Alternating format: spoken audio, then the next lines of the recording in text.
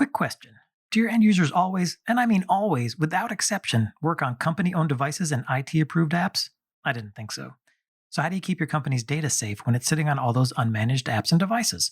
1Password has an answer to this question: Extended Access Management. 1Password Extended Access Management helps you secure every sign-in for every app on every device because it solves the problems traditional IAM and MDM can't touch. Check it out at onepassword.com/XAM. That's onepassword.com/XAM. Hi, I'm Jonna Till Johnson. I'm the CEO of Nemertes. I'm here with my co-host. John Burke, CTO of Nemertes. And you are listening to Heavy Strategy.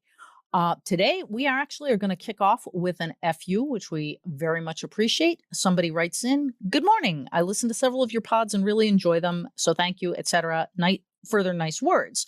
And then he goes on to the meat of his concern, which is, I am a little disturbed by the comment that Jonna made in Heavy Strategies 89 that all executives lie. She and her co-host are both executives. If I worked for her, I would be bothered by the admission that is her expectation that all executives lie. I'm a CIO and I would never intentionally lie. And he goes on and says, look, this is just really worrisome, but concludes, if I have employees that I can't tell the truth, then I have the wrong employees. So he said, please don't pass along my name and email on air. So I'm not even going to reference him by his given name. But I guess that was a tough one because my immediate response was to say, I actually don't lie despite being a CEO. But then the reality is everybody lies a little bit. Although, to be perfectly honest, I have policed myself for so many years when it comes to telling the absolute truth that I'm pretty good at not lying. And John, I would say you're probably the same, right? I have tried to make a habit of it ever since I started to have any kind of business relationships with anybody. Yeah. The only time I could remember intentionally not telling the truth was to take the blame for something that one of my staff did. And it was a good thing I did because somebody else was unreasonably mad about it. And it would have been very bad for them. And it was only slightly bad for me. Which is always good, and good on you for doing that. I think, dear FU poster, I'm trying not to use the name, I think the bigger issue is we're talking about executives outside the technology space because there's two issues here. One is in technology, it's actually a fool's game to lie, because if I say, I did too configure that router, and then you look at it and you go, no, you didn't. There is some notion of objective truth in technology, and it tends to rule the day. The second issue is that executives in general at large organizations tend to succeed by politics, and politics is often the art of withholding information, if not outright shading the truth. And so when you get into a large organization, the guy or gal at the top is adept at, in polite terms, putting the message to the situation, in less polite terms, lying.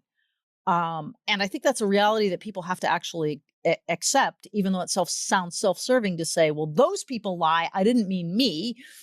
But that is actually, in a certain sense, the reality of things.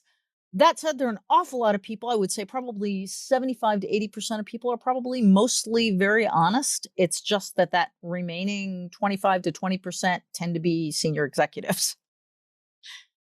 We won't go into the correlation between sociopathic behavior and rising in the corporate ladder. That's a different show. Actually, I think we should. Just a side note, as most folks know by now, sociopathy is a relatively,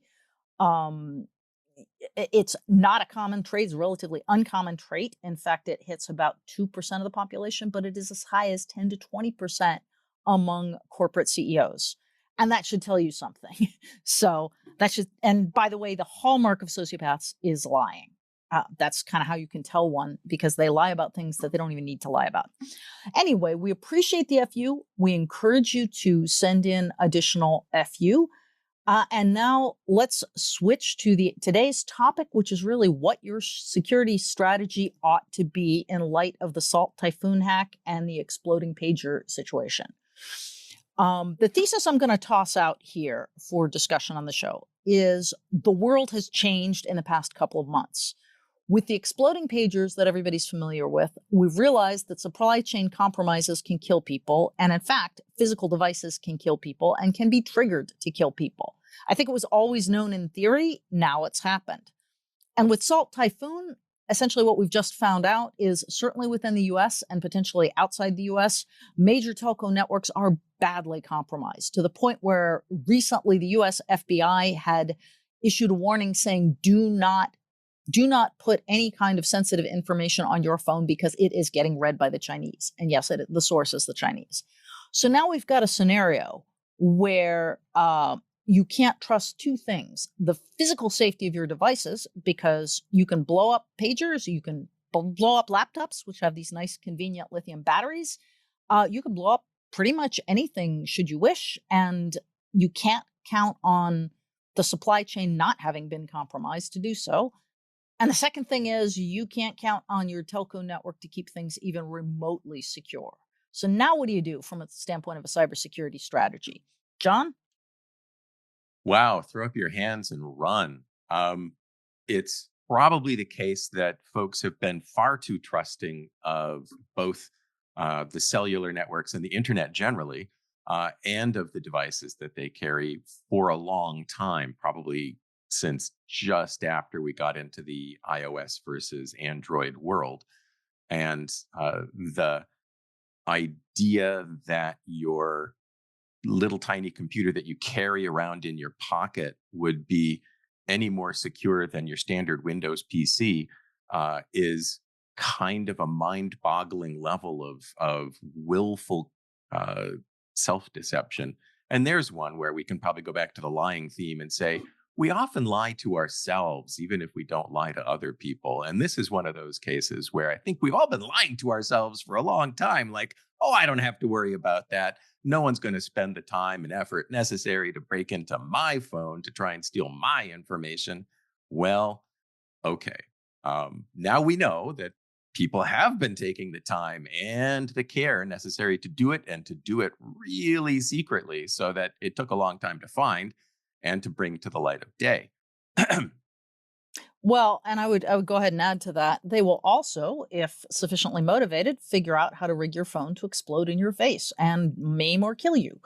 So I actually issued an If it's advisory. possible. Now, I want to point out that I'm not a cell phone engineer, and I don't know what you can actually do with the battery inside a cell phone. If you in each individual phone's design, it's possible to cause it to catastrophically overload or short circuit itself. You might have to have made a supply chain attack a good ways back to make sure that the circuitry was in there that would allow that to happen. And whether that's happened with every model of phone, I don't know. But I think the point is neither do you, neither does anybody else. Exactly. And I will weigh in and say I did research the paging hack. And yes, you need some kind of explosive device, even if you're playing off the battery's power. You can't just send a particular code that will cause the phone to explode. No, we all know that's not the case. You actually have to go hack the supply chain. But John, as you said, if has that supply chain been hacked? How do you know? So the first thing I would raise is if you don't understand what your supply chain is for the phones that you're issuing to your employees, you probably want to find out.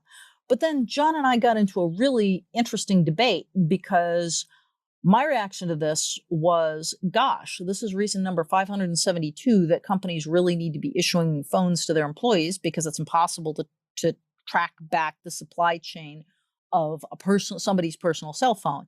And in fact, the recommended solution from the FBI is use Signal or Proton Mail or both if you wish to communicate with people, which is actually pretty funny because a couple of years ago, the three-letter agencies all hated Signal and Proton Mail and they were all cranky about it. Now they're like, you must use it or don't put personal information out on the telephone network. Well, My, I my think it's probably important to keep in mind that they didn't like those things because then they couldn't read the right. communications. But right now, it's more like sour grapes. It's like, well, if somebody else is going to read your stuff, well, okay, you better not make it possible to be read because we don't want them reading things that we can't read. Pretty, yeah, that's a very jaundiced and probably quite accurate way to look at things, John. I don't know what else to tell you. Sorry, I But interrupted you. oh no, that is perfect. No, I just want to highlight the fact that it's given that it's impossible to trace the supply chain to a personal phone. This is a big reason why you would want to have corporate phones, because you could, at the very bare minimum, drive your employees to use Signal and Proton Mail by making that the default. And John, you had an objection to this, so go ahead. Oh, it's just that, and we've seen this time and again throughout the last 25 years, when we introduce features or requirements for security's sake that make anything less convenient, folks default to using the more convenient methods whenever they can find a way around it.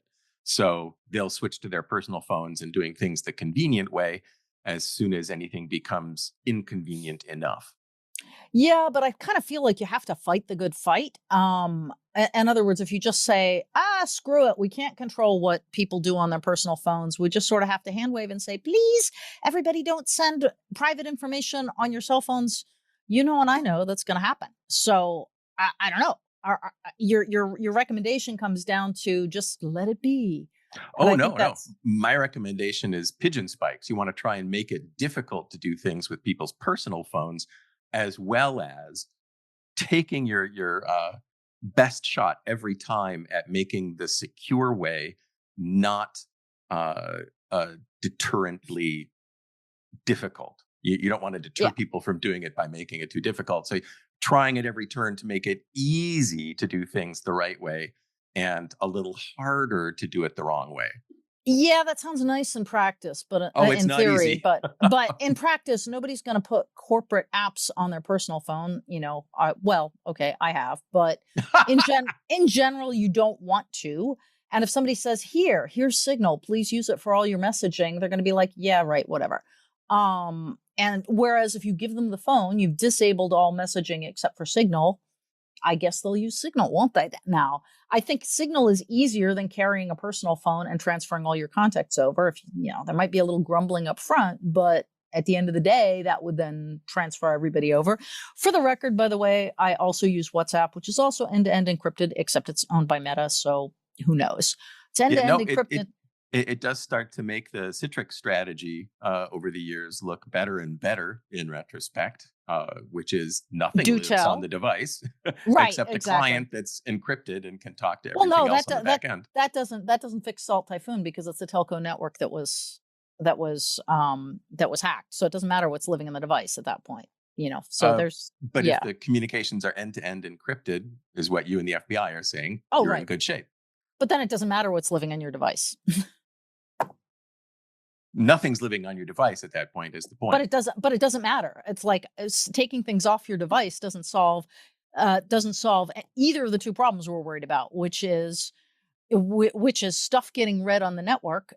Even if it is living on your device, but it's end-to-end encrypted, it's still not living on the network. And by the way, if we're talking about supply chain hacks, which is sort of different, and you raise that point, that's a whole different issue because they can still send some kind of signal that isn't supposed to be sent to activate the attack.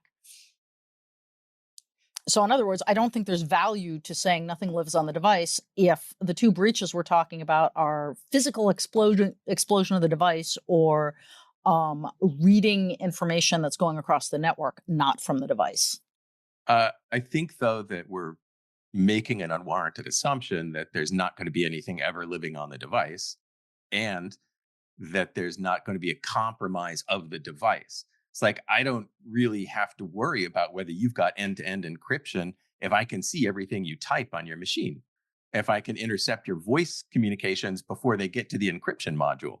Yes, Um, but that is not the nature of the current hack. So yes, you're kind of correct. But You're are you're we you are we now making exactly the same kind of, oh well, that will never happen assumption that we've been making about, oh, our pagers won't no, explode for the last 30 years? I'm not actually making that assumption. I'm just saying, with the assumptions that, with the knowledge that we already have, we're already in very deep water. Although, very amusingly, during the course of recording this particular episode, I got a post from a Friend and colleague at a three-letter agency within the US who says, Jonna, some of us have been living in this world for a long time.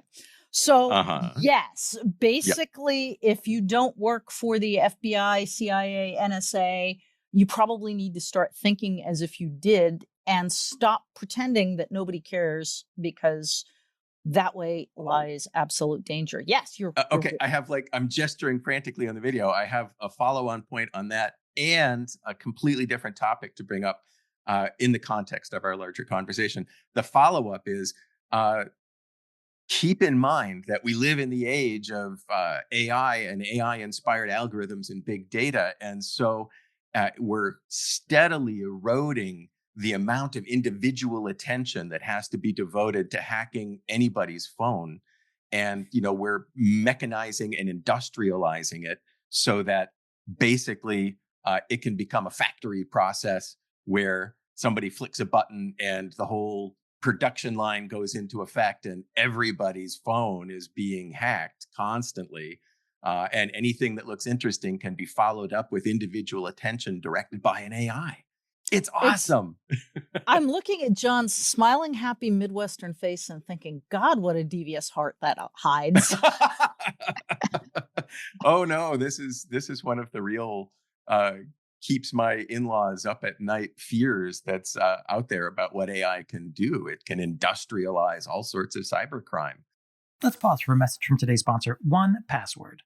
Imagine your company's security is like the quad of a college campus. There are nice brick paths between the buildings. Those are the company owned devices, IT approved apps, and managed employee identities. And then there are the paths people actually use, the shortcuts worn through the grass to the actual straightest line from point A to B. Those are the unmanaged devices, shadow IT apps, and non employee identities like contractors. And most security tools only work on those happy brick paths, but lots of security problems take place on the shortcuts. 1Password Extended Access Management is the first security solution that brings all these unmanaged devices, apps, and identities under your control. It ensures that every user credential is strong and protected, every device is known and healthy, and every app is visible. 1Password Extended Access Management solves the problems traditional IAM and MDM can't. It's security for the way we work today, and it's now generally available to companies with Okta and Microsoft Entra, and in beta for Google Workspace customers. Check it out at onepassword.com/XAM. That's onepassword.com/XAM. And now back to the podcast. Well, Uh, and in fact, it already is. And just not to wander too far off the topic, but it really is part of the main topic. Not to wander too far off, though, one of the problems is when you go out and you ask people, particularly security professionals, how AI is changing their world, they talk a lot about how they're using AI to quickly distinguish signal from noise when it comes to attacks and things like that. The problem is, and this is a real issue, with today's generative AI models, you can kind of tune them and you can run them very hot, which means they come up with all kinds of hallucinations, but also come up with some pretty interesting ideas. Or you can tamp them down, run them very cold, which limits their creativity, as it were. And if you're using AI in that scenario, you want to tend towards the cool side of things because you don't want to be going off on false positives all over the place. However, if you're a hacker, it works the other way around. You want to turn it all the way up to 11 and go run as hot as you possibly can because that will give you the maximum ability to attack. And that's what hackers are already doing. They're running models as hot as they can, generating. Sure, if you generate a hallucination, you try to hack something that isn't there or try an approach that isn't valid. So what? What have you lost? If you've been able to, for every 10 times you do that, or every 100 or 1,000 or million, you get, a couple of hits and they're good enough hits, it works. So that's the world we're living in, which is, asymmetric warfare is kind of what they talk about. But John, you said there was something else you wanted to highlight. yes, and it's right on target. I was looking, as most people do yesterday evening, I was sifting through the CVE database to see what's new, and specifically what was new in the 9 to 10 range, the critical threats. And I had just read this advisory that you sent out about Salt Typhoon and exploding cell phones. And I was looking at the list and thinking, okay, bug or supply chain attack, bug or supply chain attack. And it's an entirely new lens through which to view things like Infinix phones. Infinix phones have a flaw where if you send them a signal, doesn't matter who you are, anywhere on the network, send them a signal, they'll reset, factory reset, forget everything they've ever known. And I thought, well, that's not a cybersecurity attack, but that's a productivity attack. If I could attack, say, uh, Acme Corp had put Infinix phones on the hips of all of their employees, I could shut down Infinix operation or Acme operations, or at least seriously screw them up for hours or days by resetting all those phones at the same time, or randomly resetting about a third of them at a time.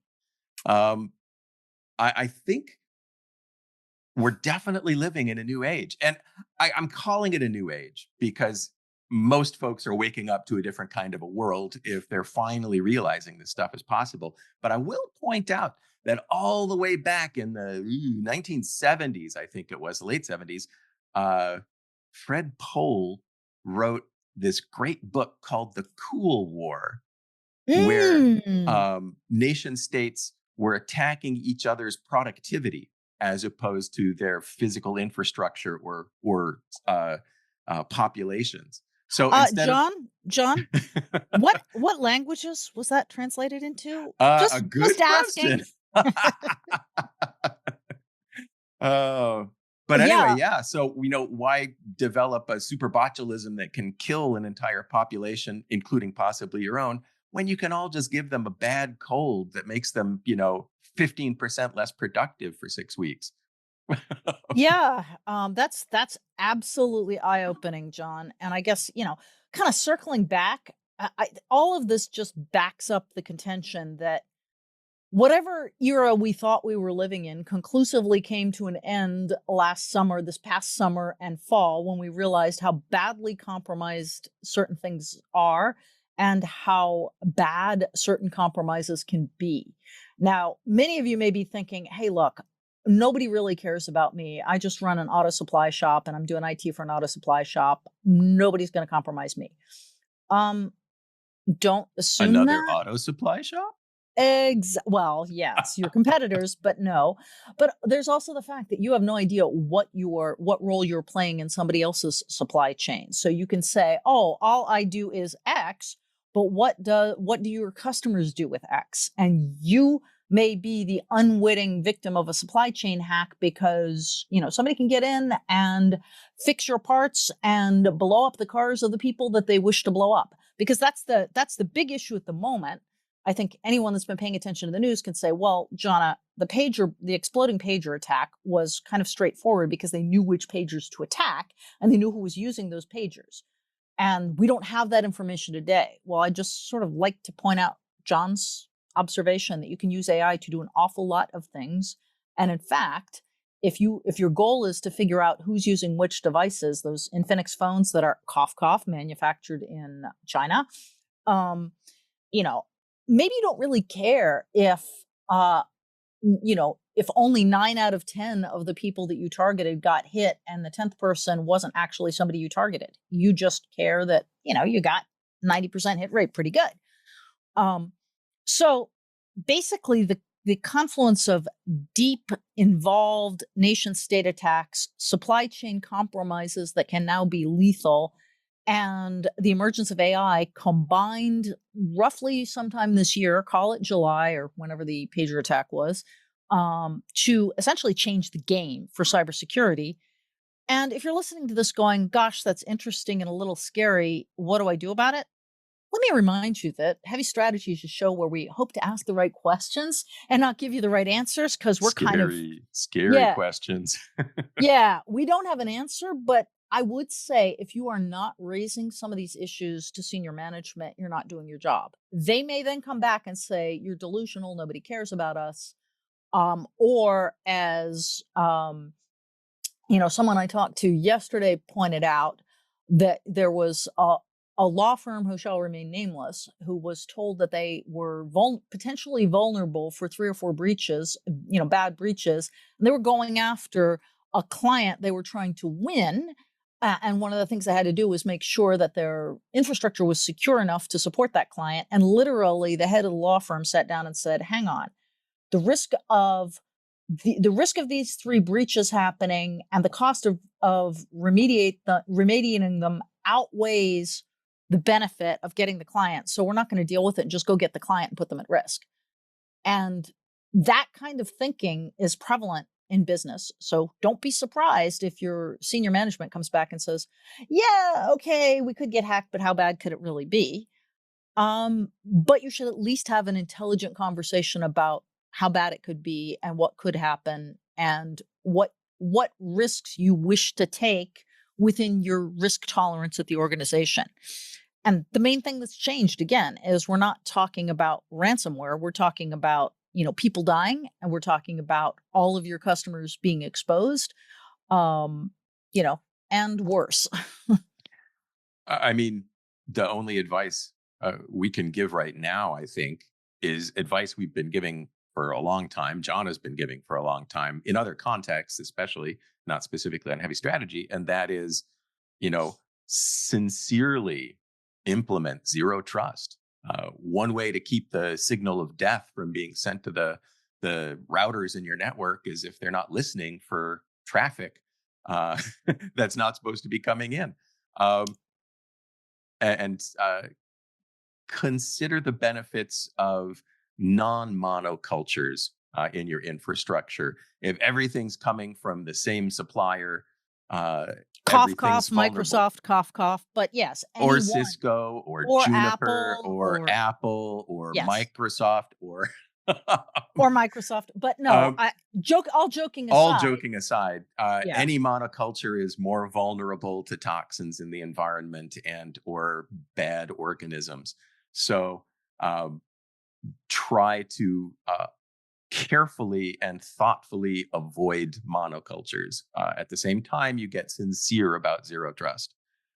And I love that you brought up zero trust, John, because the second half of the email that I got from my 3-letter agency friend is, this is the guy that said, some of us have been living in this world for a long time. He followed up with, we continue to live the principle of zero trust, assume compromise. And he puts in parentheses, even before zero trust was a thing. So Hmm. yeah, certainly, if nothing else, you may want to revisit your transition plan to zero trust and assume compromise, and have some heart-to-heart discussions because with senior management, because I really do think the game has changed. It's the stakes have gotten higher. People dying is a really big deal. And you know, the compromises have gotten so much more ubiquitous. I mean, if you had said this time last year, oh, by the way, all the 3 major telcos in the US plus everybody else is likely compromised, and we've been reading your proprietary data for quite a long time, they would have been laughed out of business. Google Salt Typhoon, if you haven't heard about this. It was a big deal when it came out. It is a bigger deal now that we know what the results are. And it is such a big deal that the FBI says, do not send anything you don't want published on the front page of the newspaper across the telephone network unencrypted, in the US at least. And If you're, and yeah. remember, if you're using public key encryption, it's now possible to bank that in advance of quantum relevant, cryptographically important computers being able to crack that encryption after the fact. And that's going to start to happen. One of our clients asked us yesterday, when do you see that and happening? And I said, probably about, what did I say, John? 2 to 3 years. Yeah, I think 2 to 3 years at the earliest, No, but no, at the 2 years. outside, at the 2 years at outside, the five earliest. years. Well, I would say outside is 2030. I mean, you have to count on it having happened by 2030, which is, of course, 5 years. So, Yeah. yeah. But I do see it happening within about 2 years. I tend to be a bit more optimistic about technology. I'm not sure that's optimistic or pessimistic. Yeah. But that's another thing to raise to your senior management where you're having that conversation. Well, if they come back and say, well, don't worry, all our data is beautifully locked up and encrypted. Well, stop and play this scenario. If they've been recording it off your telephone, off the telephone network for the past 4 years, and now they can crack it, is there anything in there that's going to cause us problems? And that's a fair question to ask. So yeah, I think some of the questions that should bubble up are, what is our stance on supply chain compromise? Where could we be vulnerable to supply chain compromises, and whose supply chain are we a part of that could make us a target that we didn't even realize we were a target? Those are some good questions to ask. And then I would also ask questions like, where do we stand on our migration to zero trust? And can we go faster? And and what information do we have that we believe is safely encrypted in situ that is perfectly safe that will not be safe in 2 to 5 years? And do we care? So, yeah, your security strategy in the era of Salt, Typhoon, exploding pagers, and AI should probably be a little different than it was before. So, with that, I think that's pretty much all we wanted to raise. Thank you for joining us today. Again, if you've got feedback or follow up for us on this topic, send us a message. That's at packetpushers.net/FU. The FU is for follow up. Why? What did you think it meant? And we'd love to hear about anything you have to say about this or beyond.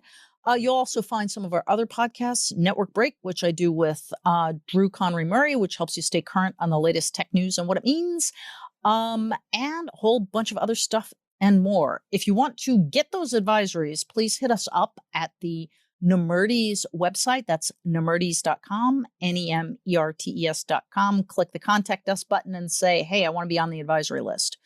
There are advisories about an awful lot of different things. We have AI-specific topics, and then we have more generally skewed towards cybersecurity, but not always, things that I personally think you should care about. So feel free to sign up. Again, that's nemertes.com.